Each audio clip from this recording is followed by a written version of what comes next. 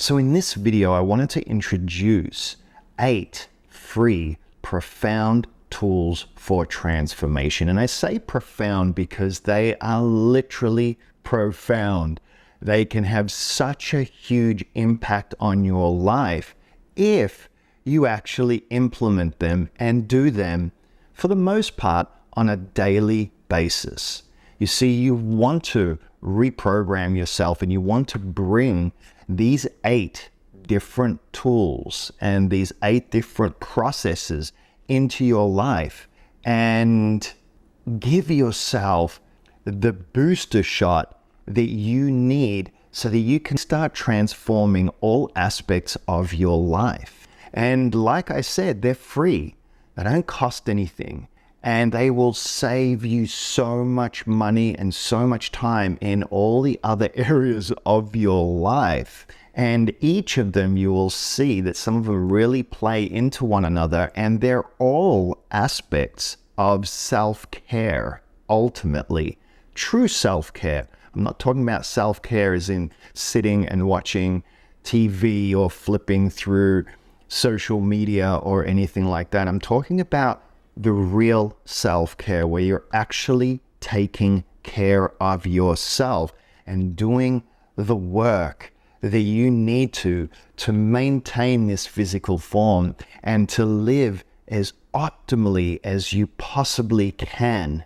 So let's start. Now, firstly, none of these are in order except for the first one. The first one is the number one process that you should do no matter what on a daily basis. And you'll know why. And if you've watched any of my other videos, you'll probably know what I'm talking about. Number one is meditation. Okay. Now, meditation in the way that I teach is it's a communication tool. It's not just something for relaxation or stress relief or any of those other benefits. Meditation is the single most powerful tool and the only tool where you can go truly inwards and to foster and nurture that relationship with your superconscious self, with all the disassociated aspects of self, and to help you release and relieve all the trauma, all the programming, all the conditioning, and all the things that limit and constrict your life on a daily basis. There is no more powerful tool. There is no other way to accomplish those end results. And that's part of the reason why I do reclaiming sessions and also have my different courses and programs and different content that I put out so that you can deepen that relationship and to do the necessary processes that foster that deep connection with your higher self, with your God self, with your infinite self, because then you become superhuman. So number one was meditation. Number 2 is journaling. Now, there's a lot of different ways to journal. You can journal just what's going on throughout your day. You can also create what's called a miracle journal, where you just journal and put things into that book that are the blessings and the miraculous things that happen in your life, those synchronicities and those things that make your life better. Then there's also a gratitude journal. So you could just be writing in there all the things that you're grateful for, but be certain and make sure to include the things that you're not grateful for. But journaling is a very, very powerful tool to do the brain dumps, to get things out of your system and to alleviate anxiety and depression and all the other crazy things that people are experiencing in this modern world that is seemingly going downhill in so many ways. Number 3 is exercise. Exercise You don't need to be a rocket scientist to understand that exercise is really, really important, okay? To get the blood moving, get the blood pumping, and to keep your body active and healthy, and to allow it to be able to detox itself from all the different toxins and environmental pollutions that we take on. So exercise, and I'm not talking about the high intensity, crazy stuff that a lot of people are doing. I'm talking about doing different types of exercise throughout the week, sometimes a little bit more intense, sometimes a little bit more anaerobic, more cardio, more casual. Mix it up, but do not overtrain yourself, because a lot of people are overtraining themselves and they're actually doing more harm than they are good. And there's a lot of scientific evidence to support those statements. So you can do your own research, but please, please, please make sure to exercise on a regular schedule and on a regular basis. It's that important. Number 4 is nutrition. Again, a lot of people are buying into and purchasing a lot of prepackaged foods, a lot of processed foods, and are taking for granted, thinking that they're taking for granted that what is in the stores are actually good and healthy for you. And most of the foods are just not. So there's a few tips with nutrition, but nutrition is important because we have the mental, the emotional, the physical, and the spiritual bodies, and all of them work together. So when any one of these 4 bodies are out or not functioning at their most optimal state, then all of them are affected and impacted in a negative way. And nutrition is simple. It's actually not costly to eat healthier when you start looking at the amount of money that you're spending on prepackaged stuff, on foods with high sugar content, high carb content, lots of grains, and that are not necessarily organic or are just not healthy. And look, the truth is that each person is unique. One size does not fit all. I do not prescribe to any one diet or any one type of process. You know, a lot of people say that veganism is more spiritual and more enlightened and better for you. And that is just plain and outright not true. Not true at all. There's actually nothing wrong with eating meats. But the point is not whether you should eat meats or you shouldn't eat meats, or you shouldn't eat this or shouldn't eat that. What I recommend is you go get a DNA test done, go get an allergy test done, and then start figuring out what works for you based on your genetics, based on your DNA, and work with a naturopath or a kinesiologist or somebody that can actually test and do muscle testing to confirm what you need to do and what you don't need to do and what supplements to take and all of those things based on seeing and understanding your physiology and your physiological needs. Now, there are some general rules when it comes to eating. One I've already mentioned: don't eat as much processed foods. Ideally, eat as close to the source as humanly possible. So fresh fruits, fresh veggies, fresh meat from farms, ideally, and so forth. And the other thing is you want to eat organic wherever possible. Now, I know there's a lot of controversy between organic versus not organic and all of that. The bottom line is that organic is generally going to be better for you than non-organic chemicals and pesticides and all of those things. Now, there is a list that you can find online of certain fruits and veggies that truly, based on how they're grown and their skin and the protective layers and things like that, that whether it's organic or non-organic doesn't really matter as much. And maybe that's a way that you curb your costs a little bit. But for the most part, eating organic and ideally farm to table, is the best possible way to get your fruits and veggies and things like that. You want to also minimize grains. The grains that we're eating today, especially here in the US and the Western world, is not the same as it was 100 years ago. A lot of it's GMO. There is a lot of pesticides and toxins in them, and they are poison to the body. Besides the fact that the body itself struggles with gluten and wheat-based products. So generally you want to eliminate those as much as you possibly can. Same with carbs, minimizing carbs. Now again, you want to get everything tested and checked, okay, based on your constitution and your needs. What I'm just saying are generalizations that work in the majority of cases and overall rules that you want to adhere to as much as possible.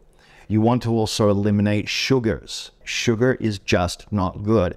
And that does include minimizing certain fruit, because certain fruits are very high in sugar. But the sugar in fruits is not the same as the processed, white bleached sugars and chemical concoctions that are being added into our foods. Also, when it comes to fruit juices, you want to eliminate them 100%. You want to drink purified water, ideally not out of a plastic bottle.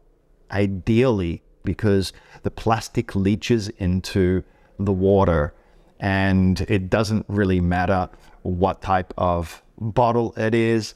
Ultimately, you want to avoid as much exposure to plastics as possible.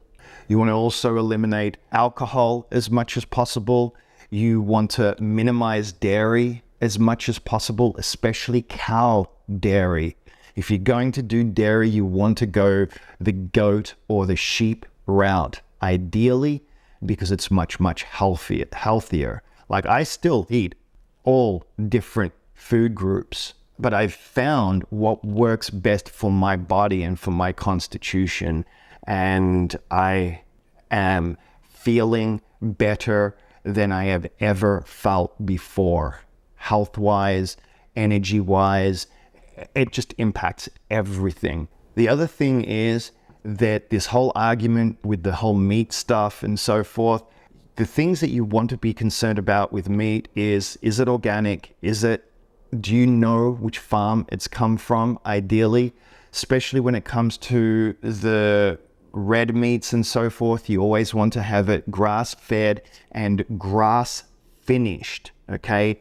Finished is super, super important, because just because it was grass-fed doesn't mean it was grass-finished, meaning that 3 months prior, they can load them up full of grains and cause a ton of inflammation to get the cows to grow bigger, right, and gain more weight. And then what happens is that it basically negates the fact that it was grass-fed in the first place.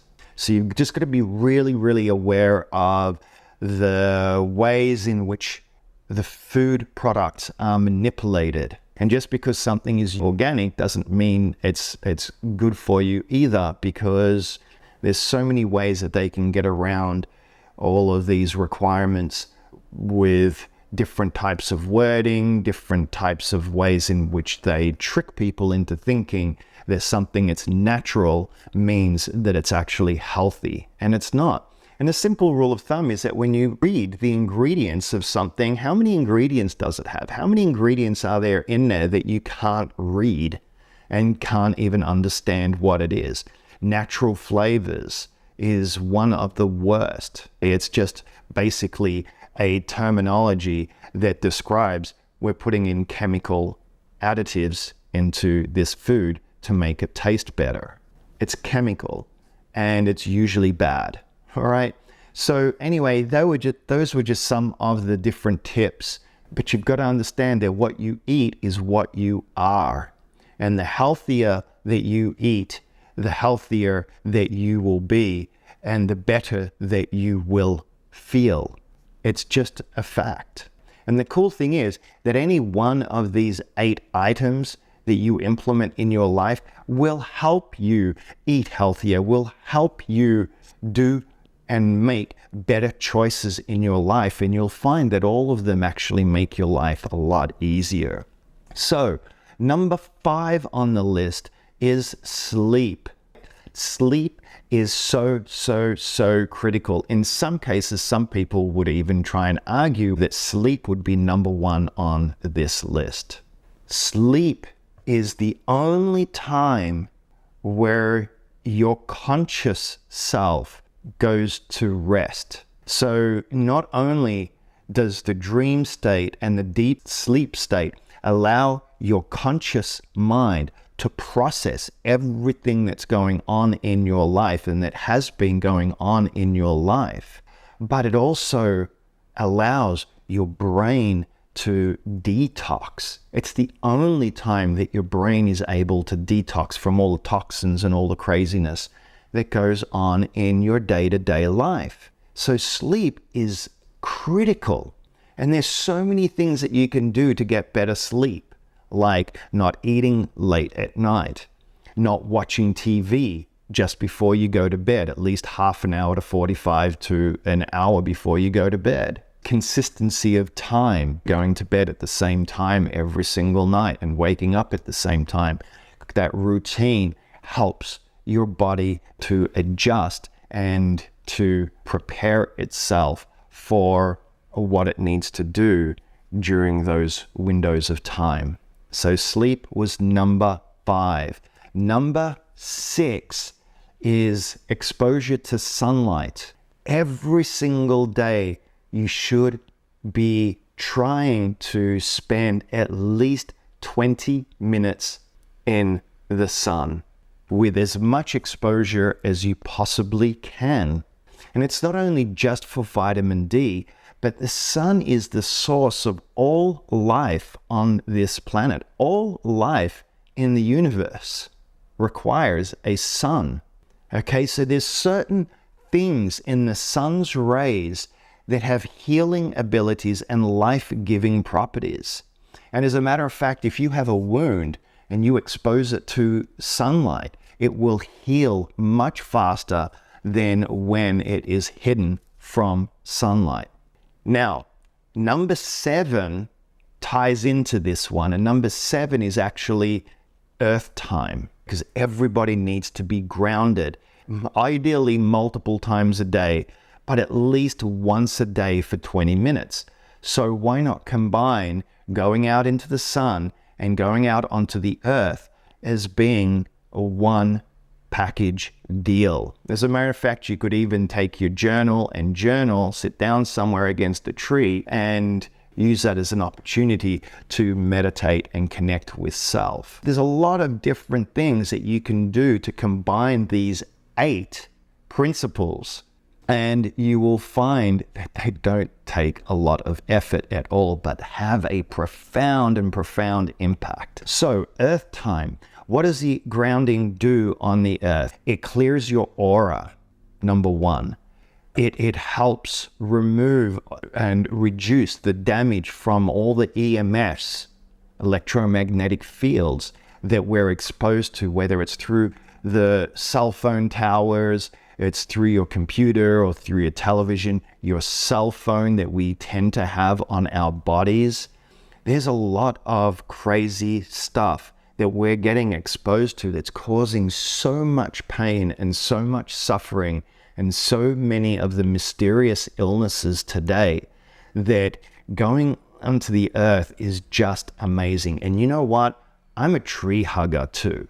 So if you can go up to a tree and hug a tree, OMG, as far as the healing power of that is so off the Richter scale. Someone like me that's actually quite sensitive and I can feel the energies, it's tremendous. It's tremendous. It just puts me into this peace state, and I can feel the tree sucking out all the lower vibrational stuff out of my body and all the stuff that I took on throughout the day. There's no better way to clear your aura than to go out and spend some time in nature and on the earth. And obviously, exposure to the sun is a great complement to that. And then number 8, last but certainly not least, is gratitude. It's a state of mind. Be grateful for everything you have in your life, and be grateful for all the bad things in your life as well. Now, I have to add that in there because a lot of people aren't grateful for the bad things that happen in their lives. But there's a purpose to everything that happens in your life. There's a reason for it. And if you are able to receive the gift and the blessing of the different things that happen in your life, then you are destined to not have to continuously repeat the same things over and over and over again. So being grateful acknowledges the perfection of everything in your life. As a matter of fact, my spiritual teacher used to say that gratitude is the highest form of prayer. And I actually have a video just on that topic alone. As a matter of fact, I've got videos on almost all of these topics out there. So I encourage you to explore them so that you can get more tips and more in-depth help with any one of these 8 items. But like I said, meditation, journaling, exercise, nutrition, sleep, sun, earth, and gratitude are 8 free, profound things that you can do every single day that will transform your life and give you the jumpstart that you need so that you can start reclaiming who you truly are and who you were born to be. Thank you for listening.